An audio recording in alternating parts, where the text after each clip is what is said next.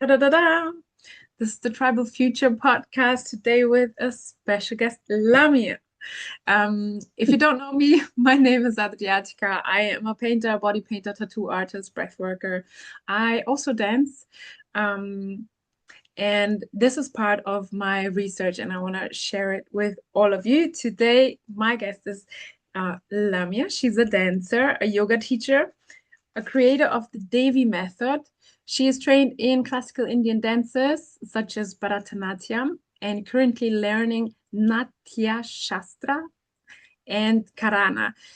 She also has a podcast called The Dancing Goddess, which is amazing and so in line with this. So, Lamia, welcome. Tell us a little bit about you, where you grew up, all of that stuff.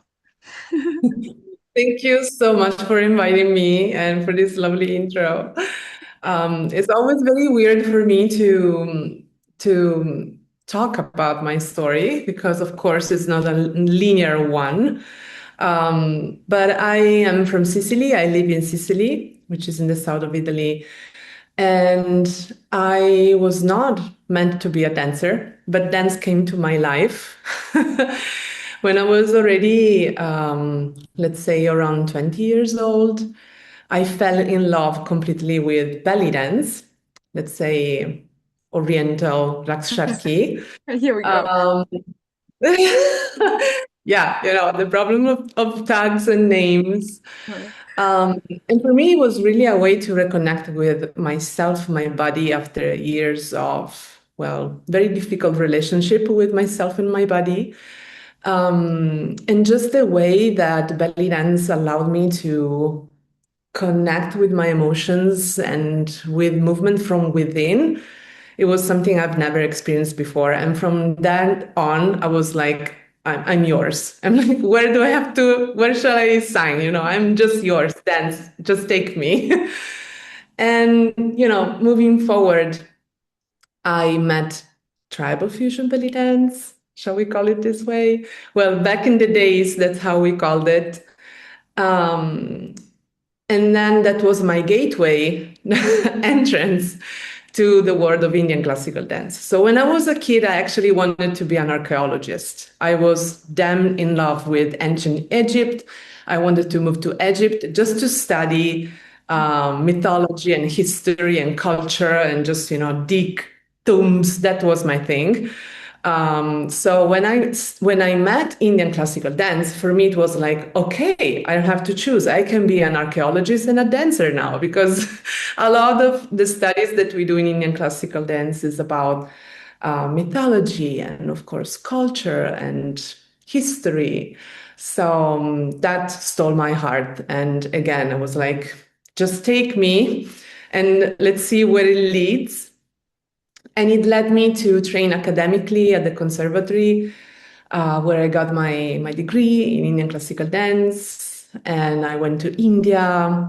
Yeah, it's a love story for me. It's like when you meet a lover and you don't know what happens, you jump into the unknown and it leads you to the most amazing places. That's the relationship I have with dance, really. Um, so yeah, that's just, summing it up. That sounds like a love tale indeed. That's a beautiful story. There were a few things in there that I wanted to dig in, but I'm happy that you toggled all the words because a lot of this is also how we call the words, but I don't want to go as deep into this here because there are many other podcasts where uh, in my podcast also and in other podcasts where people talk about the words and the wording. And the truth is, as far as I can see from here, is that we are in a place of transition, and it's always very difficult to put a name to what we do.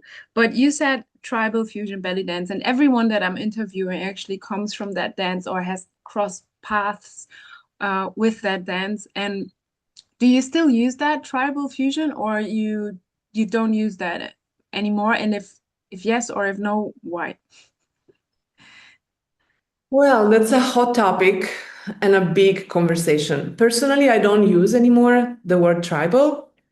I just use fusion, which is like everything and nothing. You know, when you say fusion to people, they're looking at you like, okay, fusion what? Mm-hmm. So usually, especially when I am talking with the audience in Italy, where I teach in-person classes, I refer to as fusion belly dance, which we call danza del ventre, you know, danse du ventre, Mm-hmm. so that is recognizable for people, like what it is about. But I've stopped using tribal since 2020. Just when I read Donna Mejia's letter to the community, it resonated a lot. I also think that depending on the part that you of the world you're living, this word has different touches Mm-hmm. different chords, you know, has different meanings. It can trigger people. It can actually, you know, when I talk with Indian dancers, fusion dancers from India, they actually want to take this word back to themselves because it talks about their heritage. So they're like, no, I want to actually call it tribal fusion because, you know, but then if you talk to American dancers, it's a totally different political and cultural and historical situation. So it's a trigger word. And since I'm talking to an international community, I just thought that I wanted to not trigger someone. So I don't use that anymore. Nice. That's a very beautiful answer. If you are watching this, if you want to know what an Indian dancer actually thinks, maybe not all of them, but you can watch the interview with Deepika Vijay, who I interviewed, and she said exactly that. She said, tribal, if I take out the name tribal, then it will erase part of my history, because obviously tribal fusion belly dance was greatly influenced by especially the jewelry and the aesthetics of Indian tribes. For example, the Gujarat from the Rajasthan um, area, or other dances. But yeah, yeah. And all the influences from like Morocco and Egypt and Africa and all of that. But I think that the what I'm seeing outside of India is that the agreement is more or less on we do fusion belly dance. And if you want to know why the word belly dance is also problematic, then go to another podcast, because we also talk about that. But we still use it because then people know what it is. Some people use then Rakshaki. But would you say then that you're an Indian fusion belly dancer, or you just say fusion dancer? Well, it depends who I'm talking to. That's the thing. And I think also it's a it's a beautiful thing about how I live this dance form because it's like a shapeshifter superpower, you know? So it depends. If it's just a general, very basic audience, like know nothing about cultural dances, I'm just gonna say, okay, I'm an Indian classical trained dancer and I'm a lover of Raksharki Oriental dances, and I'm also a kind of a contemporary fusion dancer, and I blend all of those together into my research, you know, and that's how I present myself. But then if I'm talking with someone from the community, which of course has knowledge about all the different shades and inspirations and the history, then I'm just going to say, yeah, this is an Indian fusion belly dance workshop, you know, and people will like, you know, they know what I'm talking about. So it's very different. Wow, that's really good. I've seen your classes online. I think you're a really good teacher in the way you explain it. It's very clear for someone, even for people who understand it, but also if you landed here by accident, you know exactly what she's talking about. And that's amazing. So what has dance taught you? No, wait, before I ask it, Natya Shastra. I read that this is like a poetic, a very classical literature about dramaturgy and theater and all of that. And what is Karana? Can you explain like a little bit? Yeah, sure. That's my gem right now. I'm studying deeply this gem of embodied wisdom that we have from India. That's why I'm passionate about it.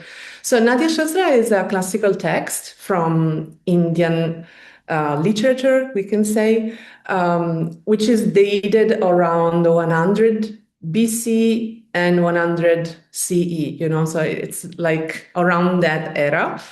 So BC is before Christ Before and CE, CE is current era. common, which is the same as no. It's because our It's time like, starts with the birth of Jesus for some reason. yes, yes. Yeah. For some reason, yeah. So yeah, BC is before Christ, CE is current era, which is after Jesus. That's just a way to say after Jesus. Okay. um, yeah, it's a very old text, right? And of course, it's coming from an oral tradition, and it's also a giant text Mhm. about everything theater, dance, music, and performing arts. And well, if you if you want to just start reading, is like when I went to India first time, I wanted to buy a version of Natyashastra, and in order to understand the Natyashastra, you need a commentary because it's very deep. And the whole thing was like 8 or maybe 10 books this big, like 10 of those. And I was like, I don't have a luggage for this. It's like a big encyclopedia. That's what I'm talking about. So, what I'm currently studying is methodology to actually revive all of those into contemporary Indian classical dance, neoclassical dance, which is coming from the work of a dancer which is called Padma Subramanian. And she, let's say, studied deeply the Natya Shastra and also applied all of this into Karana. So, Karana are the dancing statues that we find outside the temples in India. We have 108 classical Karana. Karana means action, from Kriya, action. And these are the 108 postures or actions of Lord Shiva, which is the Lord of Dance. So in Karana, we only have like those sculptures, but we have to think about them as if they are photographs of actual movements. So all of these dancers, Padma Subramanian work was to let's say derive the movement from those sculptures. And so now we study the Karana as an actual movement, like a combination of movements, which are deriving from those studies. Yeah, it's a lovely Wow, that's amazing. That work. reminds me a lot of um, Kemetic yoga, which is yoga from Egypt, which the Kemetic yoga practitioners they say that the positions are the actually, are the positions of that you see on the walls, those yeah that you see on the walls is a petroglyph, I think is it called, and on the paintings, and that those are positions, but then later they become movements. So it's very similar to what you said. It's because they're both maybe more, I don't know which one is older, Egyptian culture or Indian, but they're both in German we say Hochkultur, which are like, like the Mayas, the Egyptians, the ancient Greeks, like the uh high cultures. Yeah. Yeah. Yeah, actually, if you talk with my spiritual guru, he will say that ancient Egypt and ancient India had a lot in common in the sense of knowledge and wisdom. The more you go deeper into these studies, the more you find like, these ancient cultures had like fertile ground. And also, they had a lot of connections, actually. They were not like separated beings. There were conversations happening between all of these cultures in the past. So that's the beauty of studying them even now. Yeah, and that is the beauty until now. I mean, I'm totally making this up, but that is for me what tribal fusion was about in my conception. is to, the fusion of all tribes, the conversation, a dialogue between all of them. And now we're doing this here with Tribal Future, and you're doing this in your interview too. You know why I invited Lamia? Because I saw an interview of her with Jolene Andrade, who is a Brazilian dancer, a fusion belly dancer. She calls it like that. And she's amazing, and she's one of the biggest names from South America, I think. And I heard her, and because I speak Portuguese and I speak Portuguese from the region where she's from, I could like feel what she wanted to say. But I think because every time you speak another language, you have a sort of a barrier. You can't express properly like you express in your mother tongue. And so I was like, no, no, no, no, no. I have to invite Jolene to do this again in Portuguese. And then it all started, and now it's a lot of people. And of course I had to invite you as well. But yeah, thank you for that inspiration. Me too. And a friend of mine once told me something I want to share, which for him, fusion is like a time machine. And I think that's what we are referring to right now. So it's like a time machine that brings you back in the past to dig deeper into those cultures, which now are we see they're very, very different. But maybe in the past there were subtle, underground or even open air conversation between them. Or it's a time machine that brings you into the future. So, tribal future. And with your imagination, you could imagine if these cultures so different could touch, what would be, their son or daughter out of this touching point. So, I think it's relevant. That's great. And some of the things that I have been studying actually, Afrofuturism is something like that, where Afrofuturism refers solely to like Black culture and in African culture, because they were missing a representative in like comics and stuff and movies and books. And so they created their own future. And then I studied a bit of indigenous futurism.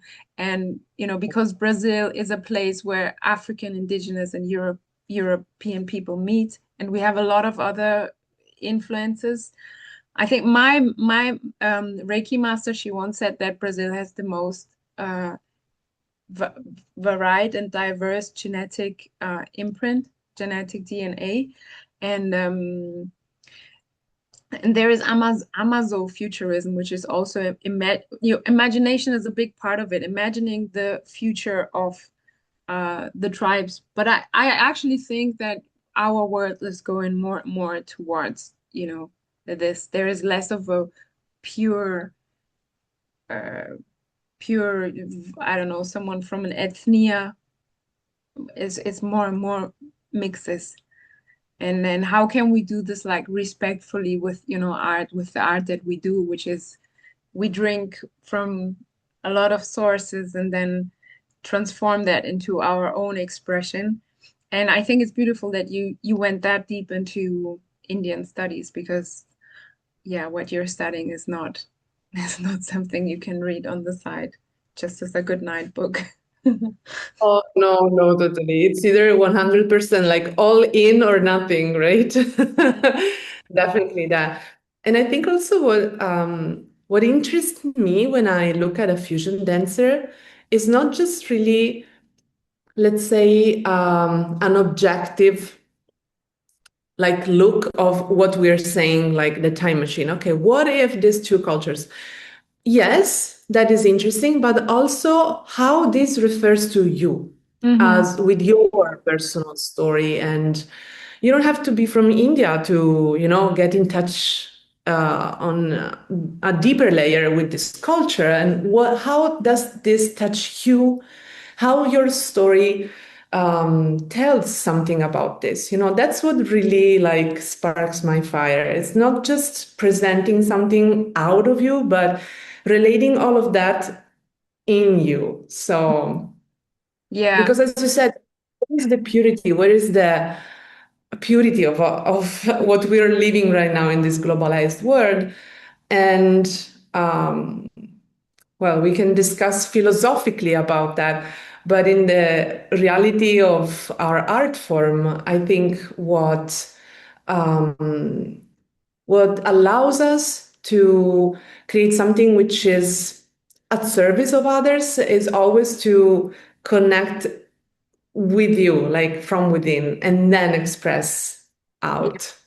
Exactly. There in art, there is no other way. Like you have to be connected with yourself in order to, you have to touch yourself in order to touch someone, touch your soul, be in connection with your soul in order to touch someone else. So whether you do paintings or you do dance or you do a movie or you do a performance, it has to be, yeah, related to you. And it's a little bit of showing part of the colors of your soul, I think. Yeah, it's quite vulnerable, but also very powerful place to be. And the more honest you are, I think the more impact it has. Yeah. Yes, yes. Without without chaining yourself to your story, and chaining yourself to your egoic bubble, but allowing your story that tells your truth again to be at service of of others. When you are a dancer, basically you are at service of your audience, whichever that might be. So just to say that sometimes people relate to their stories like if it's something like, ah, yeah, it's me, me, me, me, me. But actually, this me is just a vehicle for you to relate to the out of you and to open those channels. And that's where the magic happens. Yeah, that's also the part, the philosophy, which we can't go too deep here. Otherwise, we will be here until tomorrow. But if you really go into the me that is not the ego, but the me that is the spirit, that is, all that is, then you will find a reflection of you in everyone else. And then this idea of fusion maybe becomes more, uh, yeah, more being a channel for everything that also uh, te atravessa. It came in Portuguese. Everything that comes through everything that you see, the places that you've traveled, the conversations that you have, the music that you listen to, all of that is part of your consciousness. Yeah. So you got a filter as well. But what I want to know is that you said that dance taught you about what did dance teach you about your mind body consciousness? Because you said you had a not so good relationship with your body and it changed through dance. Yes, a lot. Well, I'm coming from years of, I was coming from years of abuses, very difficult relationships with both my parents and my family, and um, like relationships also with partners, very abusive. So my whole body was like in a cage. That's what I felt. And dance was that little window that opened for me where I could feel myself again. So it's like it was a total game changer for me. And I've been nurturing that relationship really as a healing path for Yes. me for many, many years. Um, and also want to touch on the fact that I started with Rakshakti, but my teacher at that time wanted me to perform right away because it was that kind of a school where you like study for a couple of years and then boom, you're on stage for, I don't know, something. And I was like, no, I don't want to perform at all. This is something I do only for myself. And I stopped dance because of that because she was pushing me to perform and I didn't want. And that's where I started yoga. Like it came after dance, actually. So I started my path in yoga because I was looking for a somatic practice that could allow me to come back to my body and to my breath. But then after years of yoga, I was like missing something, which is the artistry of dance, that connection with the music, with the muse, with just the creativity of it, right? Because yoga, as I was studying it, it was like hatha yoga, asanas, pranayama. It's a very structured path. So that's where I typed on Google search back then. It was like 2009 or something. I Googled Bellydance yoga. I was like, okay, Google, just reveal something to me. And a video of Samantha Emanuel, which was a very popular tribal fusion belly dancer at the time, popped up on YouTube. And I remember myself crying for hours, like, this is what I'm looking for, because I could feel that embodiment, that artistry, but also that deep connection that yoga can give you when you practice for a longer period of times. I could see all of that in Samantha. And I was like, I just have to do this in my life. That's it. So, and that's what I've been looking for my whole life journey, my whole dance journey, even now, is that connection that I find the artistry, musicality, and also the sharing that happens from that embodiment with others, as we mentioned, but also that spiritual path more within that you find in yoga. And that's also why I started Indian dance, because Indian dance is all of that, Mhm. just in Indian art. So, Yeah. yeah.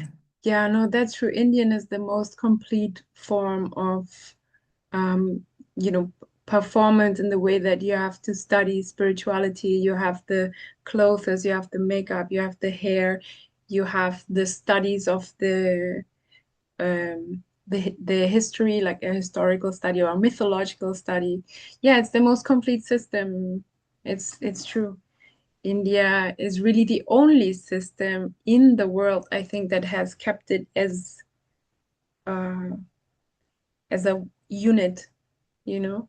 There's like theater and things like that from Commedia dell'arte, which you know that you're from Italy or like, from Greek. Um, but yeah, India has that too. That's beautiful that you mentioned healing also. It made me think about Dr. Gabor Mate. You know Dr. Gabor Mate? I Yes, really of love course. him. I bought his book and it's my favorite reference when it comes to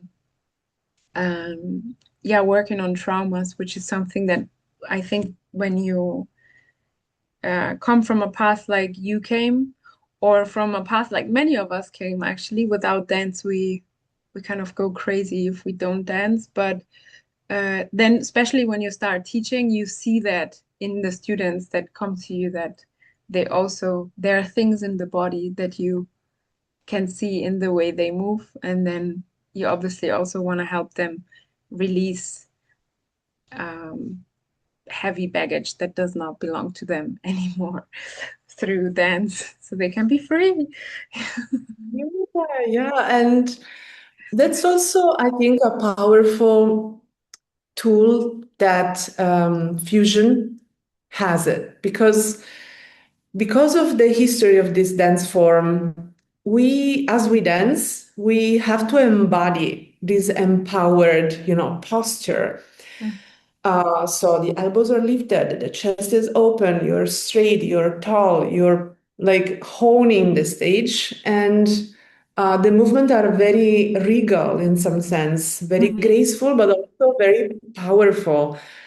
And also all this serpentine movement, very slow motion that we do, all of those movements in the spine. I think there is some magic and some healing which is coming from the dance form itself, not just like dance therapy. You scream, you run, all of this is beautiful and important, but also in the very structure of the movement, I see healing, and I see people coming to the classes. They start, they're like this, they don't talk, or maybe their voice is low, and the more they practice, the more they like the posture changes, their breath changes, their pelvic floor changes, the way they look at you, the way they're inhabiting their movement. And all of this is somehow healing, even though if I'm not a healer, I'm just a dance teacher. I'm giving you the form, and then you on your own are getting the wisdom.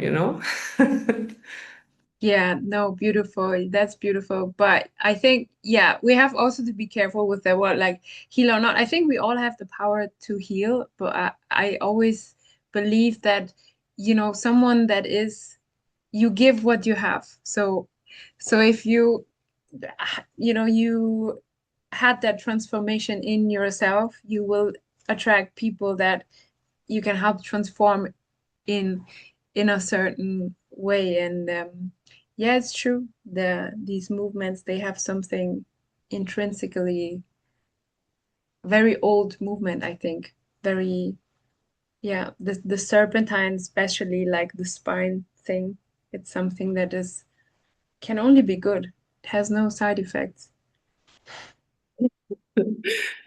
Yeah, very, very beautiful.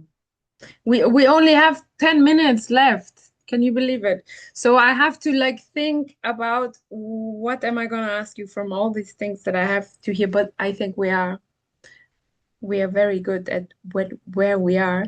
I'm gonna ask you about you kind of answered which traditions or cultures have influenced you and how you navigate inspiration, respect, and cultural exchange. Mm, what does the future of dance look like to you? The future of dance in general or this dance form? You can take it any way you want to go. Okay. Okay. Well, the future is scary, right? We're Is it? living in the world. Yeah. I mean, look at the world around us, right? It's crazy and becoming crazier every moment. And it's demanding of us to come back to the body. All of this craziness about AI, all of this craziness about controlling people through devices and controlling our lives. And it's just a crazy world we're inhabiting right now. And I think there's it's the actually beauty and better than sorry? I think it's actually better than some years ago when we had monarchies and they were controlling us in other ways. But yeah. Yeah, of course, of course. It also depends where, expanding our the view also to everyone else in the world. It's just well, let's just say I agree with you. If I was not even 300, 400 years ago, I was probably already burned at the stake because of I am a woman and I'm dancing wildly. It's just let's burn the witch. But at the same time, I realized that nowadays we have an open view of all of the craziness that happens around us that we didn't have it in the past.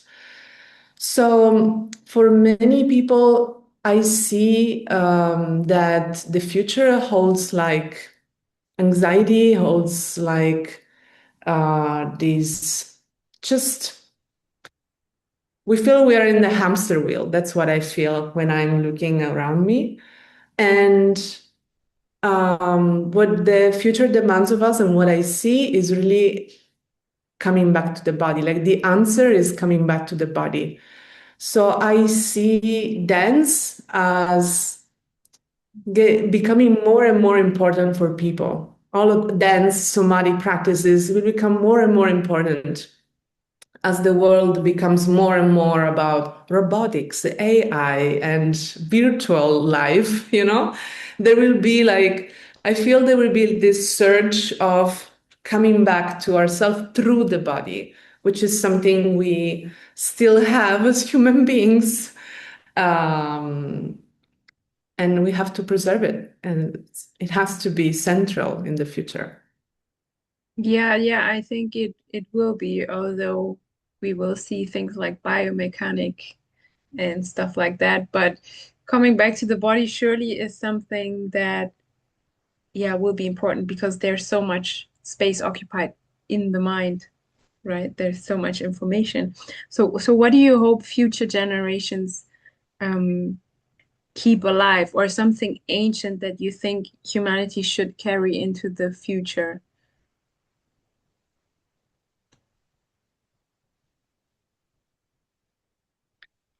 How many hours do we have? All right, so only 10 minutes. Wait, now it's only like three or four.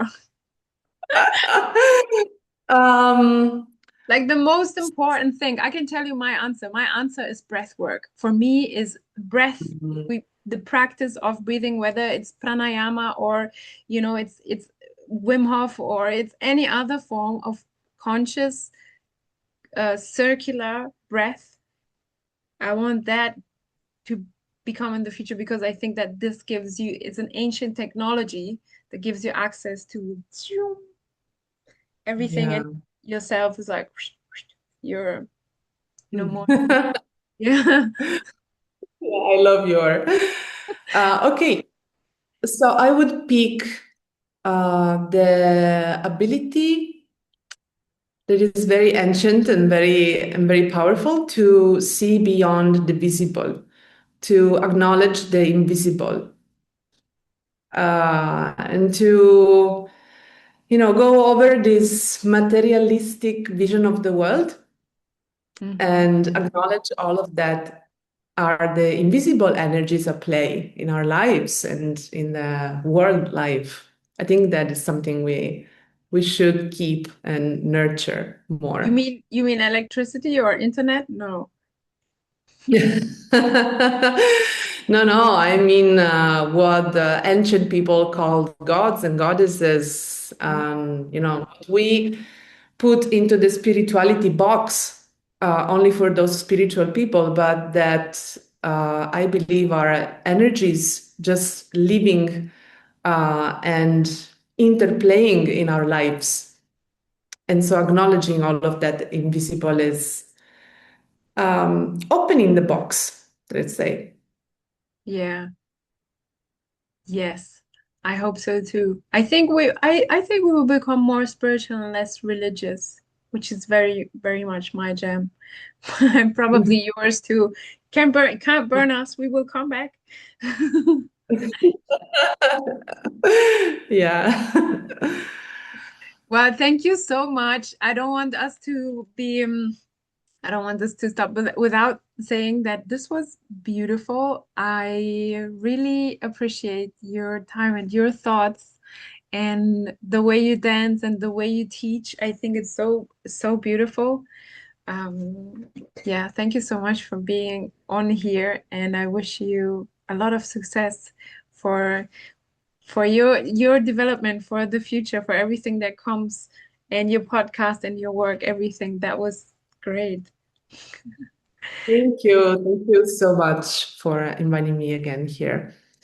And yeah, I hope I can meet you soon.